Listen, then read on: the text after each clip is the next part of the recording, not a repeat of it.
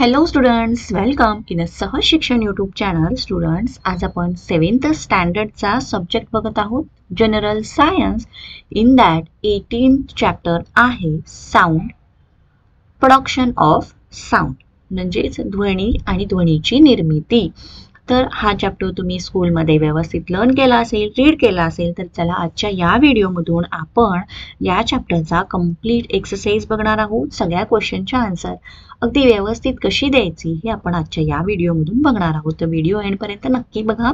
चॅनलवरती नवीन असाल तर चॅनलला पटकन सबस्क्राईब करून खाली जो बेल आयकॉन दिला आहे याच्यावरती बटन प्रेस करा, म्हणजे तुम्हाला इथून पुढे सुद्धा इतर सब्जेक्टचे सुद्धा किंवा सायन्स रिलेटेड सुद्धा जे एक्सरसाइज जेव्हा अपलोड करीन त्याचे नोटिफिकेशन मिळेल, तेही बघता येतील. Okay, let's start to the exercise and the question first is fill in the blanks. रिकाम्या जागा भरा. नाउ याच्यामध्ये आहे a question.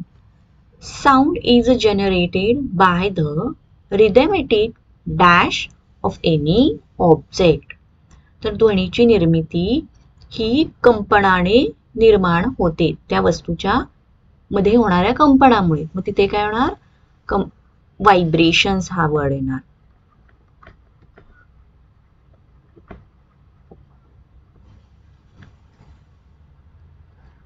B, the frequency of sound is measured in. Frequency of sound frequency म्हणजे काय? तर ध्वनीची जी वारंवारता असते ही कशामध्ये मोजली जाते? तर ती हर्ट्ज मध्ये मोजली जाते.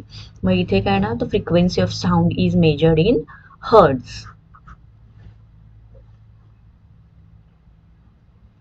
C question. If dash of sound is decreased, its loudness also decreases. मग इथे काय येणार? If intensity of sound is decreased, its loudness also decreases. D question. A medium is necessary for dash of sound.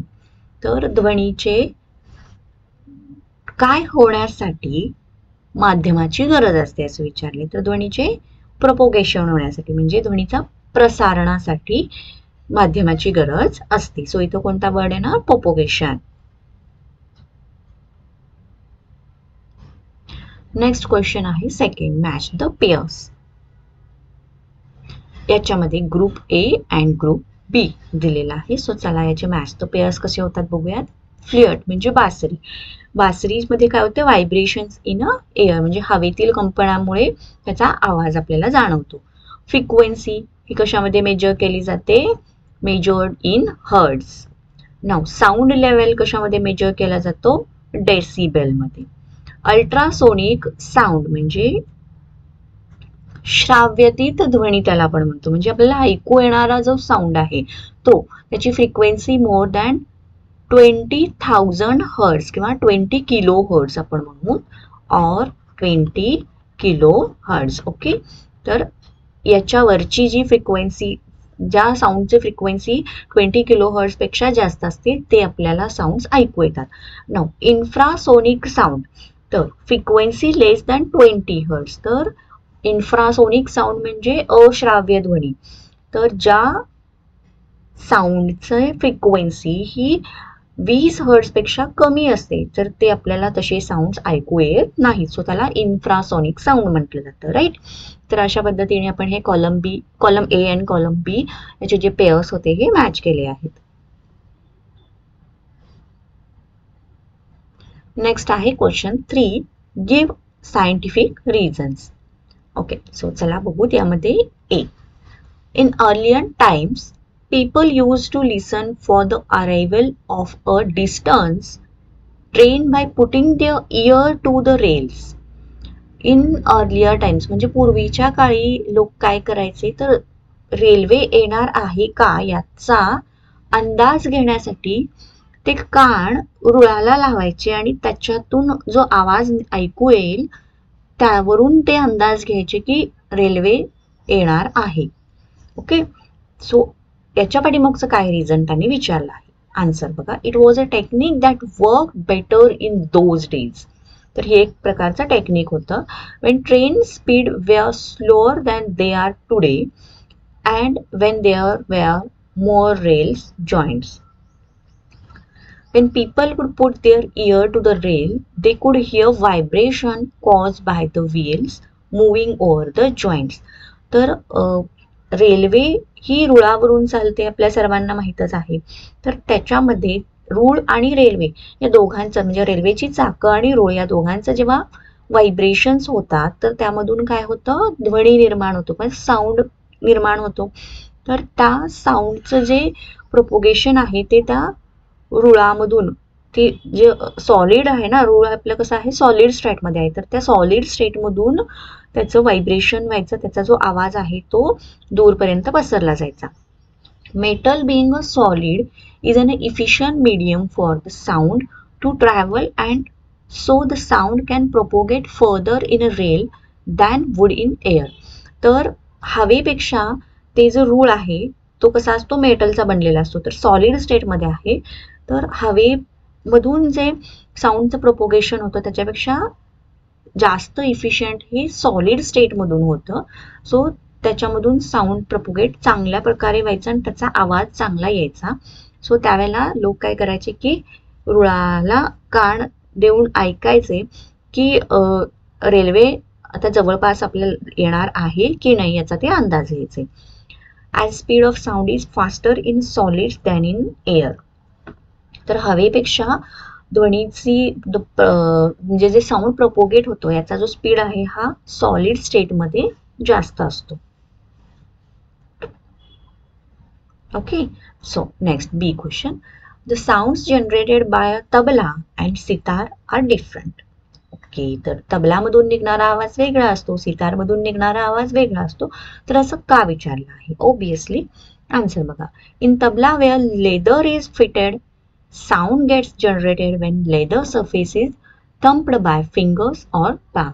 तर तबलाचं कसं structure असतं, खाली लाकडी असं एक गोल बॉक्स बनवलेला असतो, सॉरी गोल एक राऊंड बनवलेला असतो आणि त्याच्यावरती चांबड्या फिट केल्या जातात. ओके, आणि त्याच्यावरती आपण बोट मारेल किंवा आपला तळहात मारेल तसा त्यातून आवाज निर्माण होतो. The waves thus created travel in 2 dimensions. Sitar is having string attached to pumpkin box called sound box. पण सितारमध्ये कसं असतं, तारा ज्या असतात त्या ताणून बांधलेल्या असतात आणि जेव्हा त्या तारा आपण छेदणार किंवा त्याच्यावरून जेव्हा आपण बोट फिरवणार तेव्हा त्यातून वेगळा आवाज येतो. Sound created by tabla and sitar are different because they are different pitch and frequency. मग आता चांबड्याचं जे फिट केलेलं असतं वरती त्याच्यामध्ये जेव्हा आपण बोट मारणार किंवा आपला तळहात मारणार तेव्हा त्यातून निघणारा जो आवाज आहे त्याची जी पिच आहे किंवा त्याची जी वारंवारता आहे ही वेगळी असणार. आणि ज्या सतारला तारा लावलेल्या असतात या तारा छेदल्यानंतर त्याच्यातून जो आवाज निघणार किंवा त्याची जी फ्रिक्वेन्सी असणार ही वेगळी असणार.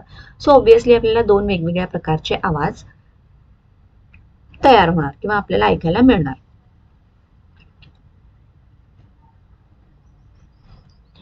C, if you were both on the moon your friend will not be able to hear you call. तुमच्या मित्राच्या समवेत तुम्ही जर चंद्रावरती गेलात आणि तिथे जर त्याला बोलवताय किंवा तुम्ही त्याला हाक मारताय पण तो त्याला ऐकू जात नाहीये, असं का? Answer, yes, your friend will not be able to hear your call because sound needs a medium for transmission. Since it is a mechanical wave it can not travel through vacuum. तर तुमच्या मित्राला तुम्ही जी हाक मारताय ती ऐकू जाणार नाही कारण ध्वनीचे प्रसारण होण्यासाठी माध्यमाची मीडियमची गरज असते. As there is a no air on a moon and sound is actually vibration in air. Okay, तर चंद्रावरती कोणत्याही प्रकारचं तशा पद्धतीचं ॲटमॉस्फिअर नाही आहे, कोणत्याही प्रकारचं मीडियम तिथे नाही आहे. सो त्यातून साऊंड प्रोपोगेट होईल. So astronauts communicate to each other by signals or microphones in space even when they are closer. So त्यामुळे जे चंद्रावरती जाणारे ॲस्ट्रॉनॉट्स आहेत ते एकमेकाशी कम्युनिकेट करण्यासाठी काही सिग्नल्स आहेत त्याचा वापर करतात. ओके, सो समजलं याचा आन्सर काय आहे की चंद्रावरती कोणत्याही प्रकारचं असं मीडियम नाही आहे की ज्याच्यातून साऊंड वेव्ह प्रोपोगेट होतील. त्यामुळे तिथे आपल्याला जरी आपण एकमेकाच्या जवळ जरी असलो तरी आपल्याला एकमेकाचे बोलणे ऐकू येत नाही. D. We can hear the movement of mosquito wings, but we cannot hear the movement of our hands. तर डासांचे पंख हलत असताना त्यांचे जो आवाज असतो तो आपल्याला ऐकू येतो, पण आपला हात हलवत असताना त्यांचा जो आवाज आहे हा आपल्याला ऐकू येत नाही. का? बघा, खूप इंटरेस्टिंग आहे. Humans can not here frequency less than 20 hertz. आपल्या कानांना 20 हर्ट्जच्या खालची जी फ्रिक्वेन्सीचा आवाज आहे तो ऐकू येत नाही. In the movement of hands oscillation does take place, but it less than frequency that humans can hear. तर आपल्या हाताची हालचाल आपण करतो, पण त्यातून जो आवाज येतो त्याची जी फ्रिक्वेन्सी आहे ही कशी आहे, 20 हर्ट्ज पेक्षा कमी आहे. त्यामुळे ती आपल्या हातांचं जर आपण हालचाल करत असू तर त्याचा आवाज आपल्याला ऐकू येत नाही. Mosquito wings flap in a air. तर डासांचे पंख जे असतात हे हवेमध्ये वर खाली होत असतात. When they fly in air it produce बझिंग sound in our years. Okay. The movement of mosquito wings produces sound greater than 20 hertz. तर त्यांचे जे पंख आहेत हे खूप फास्ट त्यांचे मुवमेंट वर खाली होत असतात. जवळजवळ 300 ते 600 वेळेला एका सेकंदामध्ये 300 ते 600 वेळेला ते वर खाली त्यांच्या पंखाची मुवमेंट करत असतात. आणि त्यामुळे त्याची जी आपण फ्रिक्वेन्सी म्हणतो ती किती झाली मग, 300 हर्ट्ज ते 600 हर्ट्ज झाली. म्हणजे आपल्याला ती कानांनी ऐकू येण्या प्रमाणात आहे. ओके. म्हणजे 20 हर्ट्ज पेक्षा ती जास्त झाली. त्यामुळे त्यांच्या जे पंखाची हालचाल होते ती फास्ट होते, त्यामुळे जो साऊंड तयार होतो तो आपल्या कानांना ऐकू येतो, कारण it is greater than 20 hertz. Sound is the reception of such waves and their perception by the brain. Fourth question आहे, write answers to the following questions. यामध्ये A, how is sound produced. Okay, ध्वनीची निर्मिती कशी होते. Answer बघा, sound is generated due to the vibration of object. Vibrations, एखाद्या वस्तूचं जेव्हा कंपन होईल, व्हायब्रेशन म्हणजे बॅक अँड फोर्थ मुवमेंट, ते जेव्हा होईल तेव्हा त्यातून ध्वनी निर्माण होईल. एक्झाम्पल, बेल, स्ट्रिंग और diaphragms of musical instrument. Vibrations are imparted to the molecules in the air. This vibration reaches our ears through the air and sound is heard.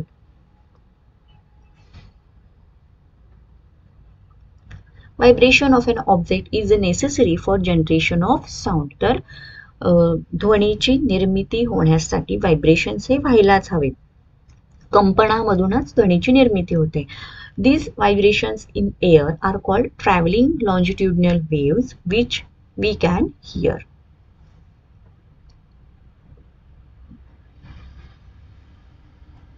B question, what does the intensity of sound depend upon? Okay, तर याचा answer, the intensity of sound is proportional to the square of the amplitude of vibration. तर जे व्हायब्रेशनचे amplitude आहे याचा वर्गाच्या प्रपोर्शन्सला त्याची intensity असते. If the amplitude is doubled, intensity of sound become 4 times, कारण त्याचा स्क्वेअर असतो तो. Therefore, the loudness or softness of sound is depend on the intensity of sound and sound level.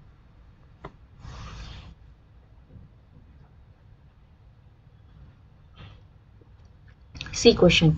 Explain how the frequency of oscillation is related to the length of pendulum and the amplitude of its oscillation. Pendulum म्हणजे काय, दोलन. तर दोलनाची जी त्याचे जे oscillations होतात, म्हणजे ते जे दोलक त्याची जी पडतात त्याची जी फ्रिक्वेन्सी आहे ही त्याच्या लेंथ वरती डिपेंडेंट असते का, आणि अँप्लिट्यूड ऑफ इट्स ऑसिलेशन याच्यावरती विचारलेलं आहे. आन्सर बघा, given an oscillatory motion to the pendulum, the maximum distance between the original position A of the pendulum and the extreme position B or C is called the amplitude of oscillation. AB, AC is the amplitude of oscillations. Okay, so इथे बघा, हा आहे तो एक दोलक, इथून इथपर्यंत जोडलेला आहे, आणि इथं A हे पोझिशन आहे, इथून इथं ह्याची एक पोझिशन होते, इथून इकडं ह्याची दुसरी पोझिशन होते, A to B आणि A to C. The number of oscillations completed by an oscillator in 1 second is called frequency of oscillation. Okay, तर एका सेकंदामध्ये जितके ऑसिलेशन्स कंप्लीट होतील त्याला फ्रिक्वेन्सी ऑफ ऑसिलेशन्स म्हटलं जातं. Relation between frequency and length of a pendulum. If the length of the pendulum increases, the period of oscillation also increases. We know time period of oscillations is equal to 1 upon frequency.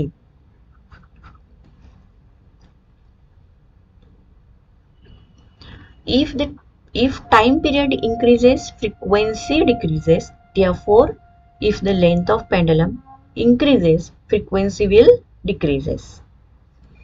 And the relation between frequency and amplitude is frequency of oscillation is independent of its amplitude of oscillation.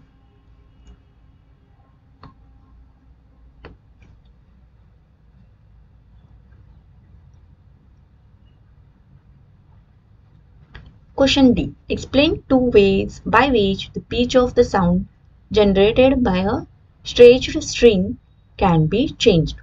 Okay, तर असे दोन आपल्याला मार्ग sound जनरेशनचे जे मार्ग आहेत ते इथे एक्सप्लेन करायचे आहेत. म्हणजे कोणत्या पद्धती, वेज म्हणजे काय पद्धती, तर अशा कोणत्या दोन पद्धती आहेत ज्याच्या थ्रू साऊंड जनरेट होईल. स्ट्रेच्ड स्ट्रिंग म्हणजे तारा बांधलेल्या आहेत, स्ट्रेच्ड टाईट बांधलेल्या आहेत तारा आणि त्यातून आपल्याला तो साऊंड जनरेट करायचा आहे. तर कोणत्या, string vibrate with a particular fundamental frequency. It is however possible to produce pitches with different frequency from the same string.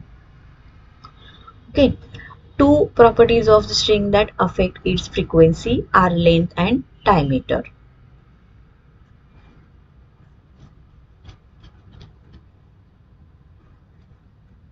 When a length of string is changed, म्हणजे त्या तारेची जी लांबी आहे ही जर बदलली तर it will vibrate with a different frequency. जर तारेची लांबी वाढवली किंवा कमी केली, okay, shorter strings have higher frequency. जर त्या तारेची लांबी आपण कमी केली तर त्यातून त्याची जी फ्रिक्वेन्सी असणार ती कशी असणार, जास्त असणार. अँड देअरफॉर त्याचा आवाज सुद्धा कसा असणार, जास्त असणार, higher pitch. When a musician pressed her finger on a string, she shortened its length. The more fingers she adds to the string, the shorter she makes it, higher will be the pitch.